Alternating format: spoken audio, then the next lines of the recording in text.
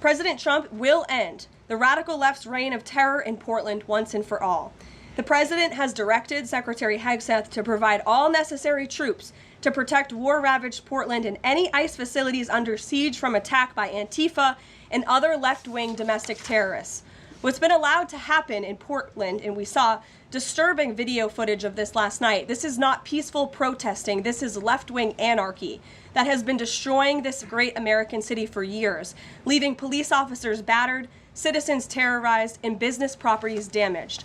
Since early June alone, Antifa terrorists have laid siege to the ICE field office in South Portland. These radical left-wing lunatics have violently breached the ICE facility by using a stop sign as a battering ram, hurled explosives and other projectiles at law enforcement, repeatedly assault and dox officers, berate their law-abiding neighbors, and have even rolled out a guillotine in front of the ICE facility. And more people should be reporting on that. President Trump has sent federal law enforcement to protect federal assets and arrest those fueling this violence. Just last night, we saw an extremely troubling incident where conservative journalist Nick Sorter was captured on video being taken into custody by the Portland police after he was ambushed by Antifa and was defending himself from these assaults. But instead of arresting these violent mob members night after night after night who are ravaging this community, the police arrested a journalist who was there trying to document the chaos, and everyone in this room should be extremely concerned about that. The Department of Justice spoke with that journalist this morning, and they will be launching a full investigation into his arrest. This incident is part of a troubling trend in Portland where left-wing mobs believe they get to decide who can visit and live in their city. It is not their city. It is the American people's city, and President Trump is going to restore that. I just spoke with the president about this, and he has directed his team here at the White House to begin reviewing aid that can potentially be cut in Portland. We will not fund states that allow anarchy.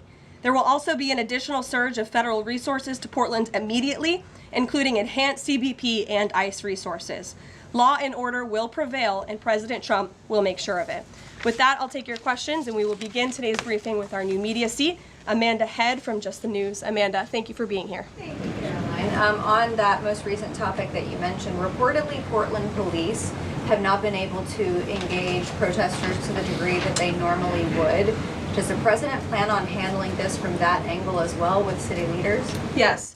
From our understanding, the law enforcement that we have here in the Homeland Security Task Force, I spoke with them this morning, and what they're seeing is that unfortunately, local police has been restricted from responding or cooperating at all with federal authorities, which is completely absurd. We have surged federal law enforcement personnel to this city to restore law and order and to work alongside local law enforcement. And we've seen the benefits of this in Washington, D.C. And all of you live here, so you can agree Washington, D.C. is and feels much safer because of the cooperation between federal and local law enforcement. They can and must be working together, and we think it's despicable that these local elected officials who swear an oath to protect their people are preventing law enforcement from doing their jobs on the ground. So that's why the president has directed his team here at the White House, and they are already on it to look into how we can cut funds.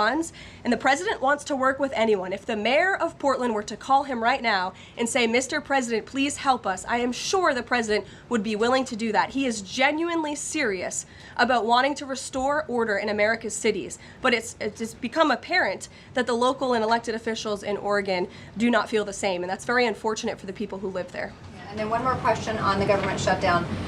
Should there be some type of scheduled layoffs to maybe entice Democrats to come to the table, like every hour another agency, another 100 pink slips? I'm sure Russ Vought has a list of folks ready to go.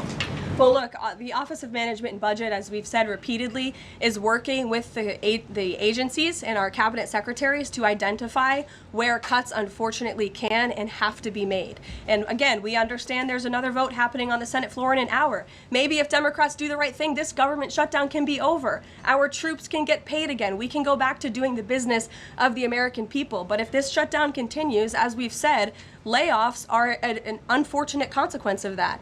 And Russ Vought has been in contact with our cabinet secretaries at their respective agencies to discuss that.